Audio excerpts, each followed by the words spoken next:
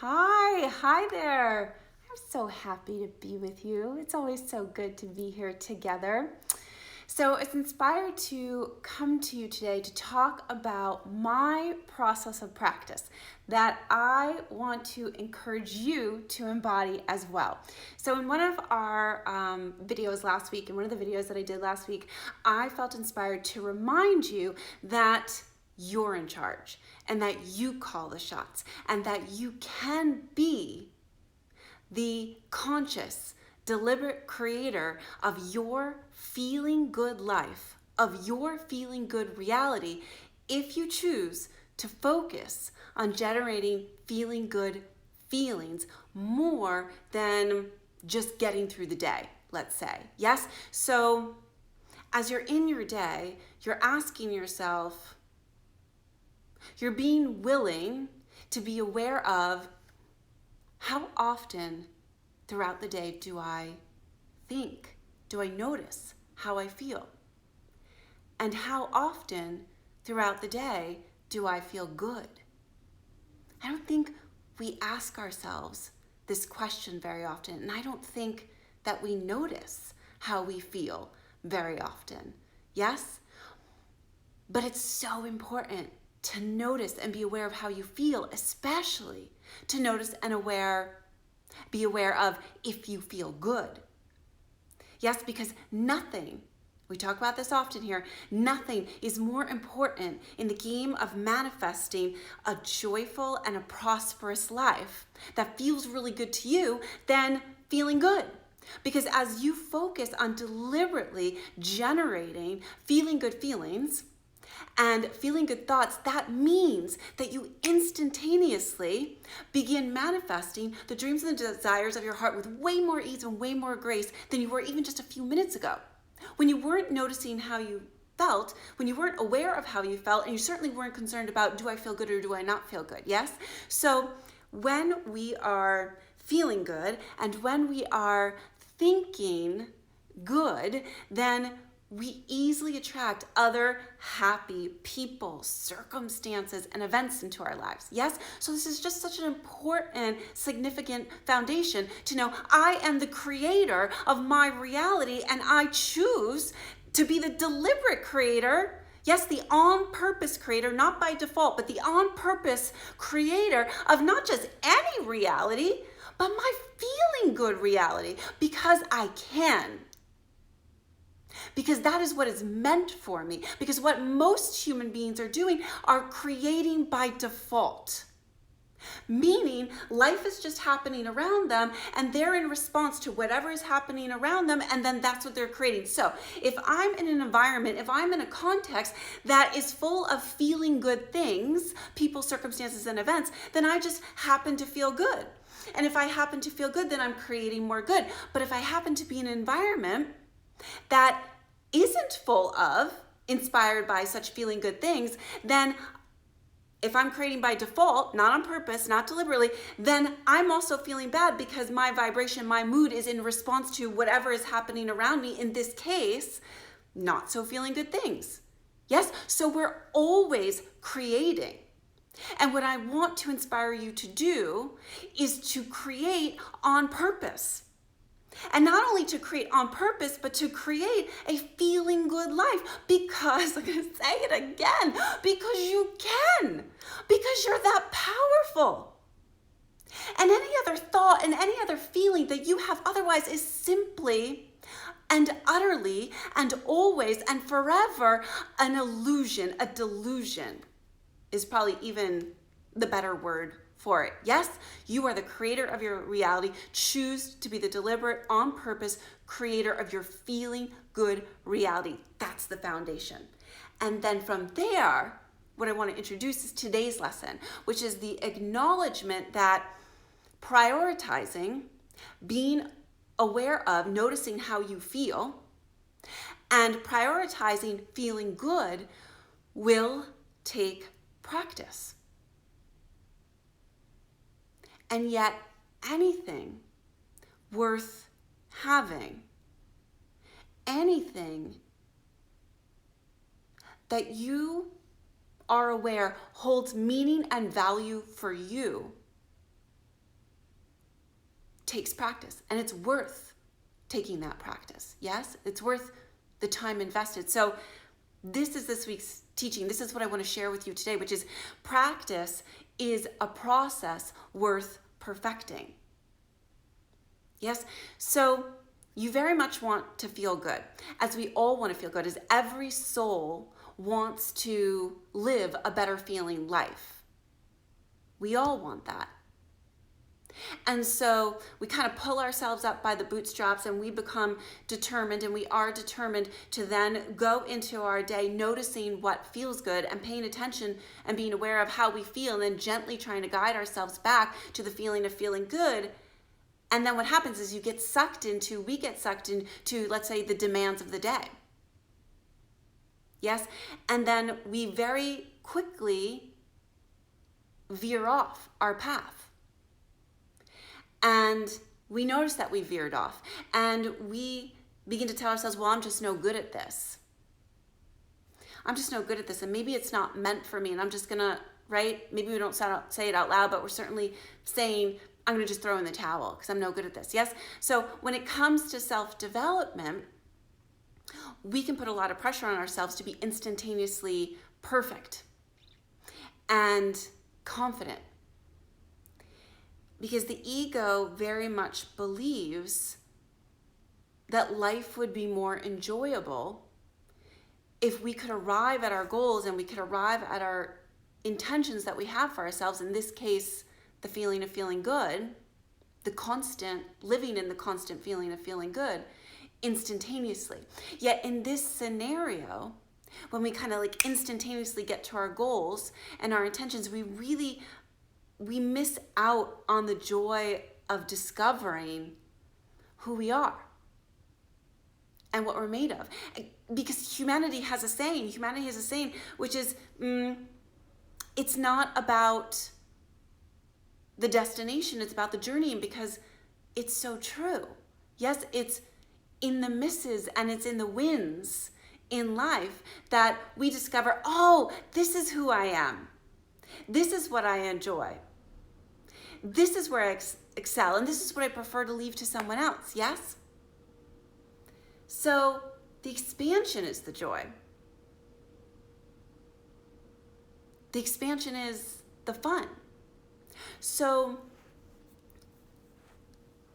see that it's in the practice periods of trying to reach for and embody and master anything that the heart desires. Again, in this case, being aware of how you feel, particularly feeling good, that we arrive at the profound experience of self-knowing. Therefore, it's my deepest encouragement for you to really allow yourself to practice with and at anything, again, that you notice has meaning and value to you. So how do you practice well? Because we all understand, and so many of us know and get, that perfection takes practice. I know perfection isn't really a real thing, but you understand it's a mastery. Mastery at something takes practice. It's like watching the Olympics right now. How many laps did those Olympic swimmers have to swim in order to achieve the time that they can achieve when they win the gold medal or the silver medal or the bronze medal? Think about that with any of the sports, right? How many golf clubs did I have to swing? How many swings of my tennis racket did I have to swing in order to arrive at the mastery of being, let's say, an Olympian? Probably many, many, many, many, many. So we all know that practice is required in the process of becoming a master at anything it is that we desire. And yet, we so easily give up on the practice periods because we don't know how to practice well. And so this is something that I really want to introduce to you today. So how does one go about practicing with willingness and with ease?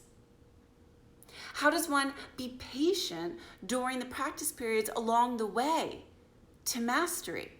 Again, in this case, what we're talking about today, along the way to becoming more masterful at being aware of how you feel, and along the way becoming more masterful to guiding yourself into the feelings of feeling good, so that you can thereby manifest all that you desire with way more ease and grace. Do you see? Feeling good is the doorway, is the gateway to more easily and gracefully acquiring everything it is that the soul wants to experience in this iteration of the soul itself.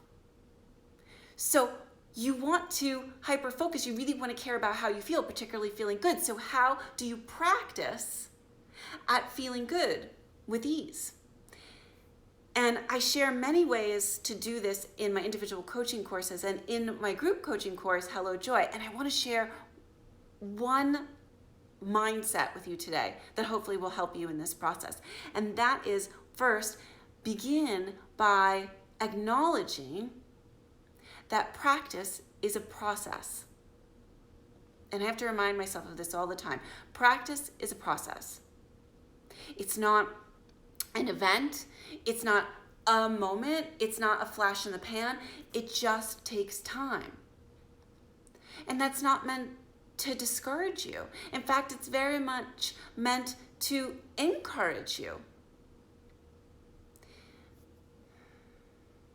from just throwing in the towel and just giving up when you don't get it right or perfect, or you feel comfortable or confident right away at anything that you desire to embody. Yes? So practice is a process. It's a process of practice. And if you can remind yourself of that, you can be way gentler with yourself. So I like to encourage my students and my clients to, as I like to say, see yourself in the kitchen. See yourself in the kitchen. So when a chef is preparing a new dish, rarely do they expect perfection. A really wise chef anticipates that he's going to or she's going to have to practice a dish 1, 2, 3, 4, 5, 6, 7, 8, 9, 10 times before they possibly think about inviting anyone over for dinner. Yes? The chef knows and understands that a practice period is necessary to achieve the confidence and the level of comfort and the level of ease that is preferred when you are preparing a meal, in this case for friends or family or guests. Therefore, one focused practice period after the other, the chef achieves mastery. We are the chef in our own lives, practicing our recipes for feeling good. You are the chef. I am the chef. Yes? And if you could think about yourself as the chef, then you too can understand that it's a process of practice. You're just cooking your dishes. You're practicing with your recipes. And if you can really embrace that it's a process of practice, then I imagine a lot of the pressure will be off for you. Yeah, because you're not expecting yourself to be perfect or good at it or comfortable or confident. What you're expecting is to practice. What you're sort of expecting is to not be really good at it. You're sort of expecting there to be bumps in the road. Yes, but when you're not expecting the perfection, then the pressure's off. And when the pressure's off, then you can relax. I relax when the pressure's off. And I find that when I'm relaxed, and I think you'll find that when you're relaxed, you can enjoy yourself in the practice. And as you enjoy yourself in the practice, you're much more encouraged to stick with the practice period. And because you're sticking with the practice period, mastery becomes inevitable. And it's much more easy, and it's much more graceful, and it's much more fun. And so I never stop practicing at what I acknowledge and know and believe is meaningful and valuable to me. If I begin to practice with something that I come into the knowing is not for me, then I'm more than happy to say, oh, I tried that, and that's not for me, that's not authentic to me, that's not in alignment with me, and I'm happy to put that aside. And I'm not going to pursue that any further. But if I am so clear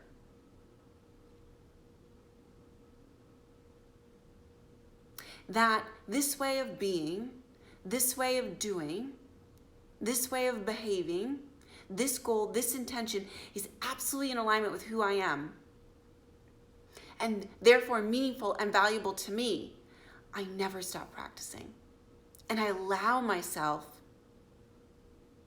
the compassion of messing up. Yes? And so I want to encourage you to do the same. So if you find that you are practicing with something that's meaningful to you and valuable to you, and you quote unquote mess up, you fail, you don't get it right away, you don't follow through, not to worry. Simply say to yourself, remind yourself, that's okay. That's okay. I'm the chef in my own kitchen, practicing my own recipes for a feeling good life.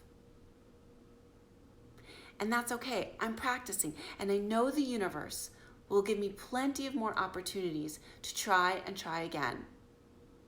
And I will.